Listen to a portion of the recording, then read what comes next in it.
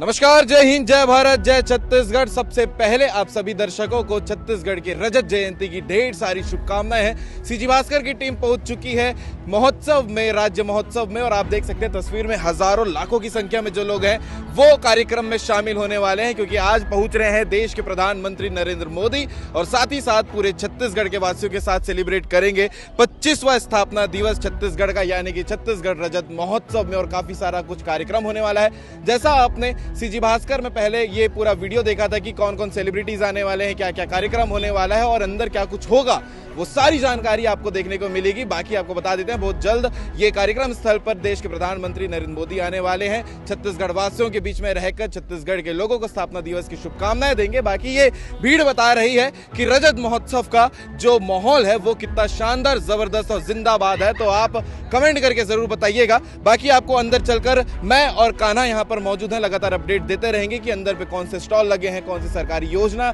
आपको दिखाई जा रही है, और इसके अलावा तमाम चीजें जो छत्तीसगढ़ के भविष्य को लेकर होगी वो सब आपको देखने को मिलता रहेगा। बने रहिएगा सीजी भास्कर के चैनल के साथ में। जय हिंद, जय भारत, जय छत्तीसगढ़।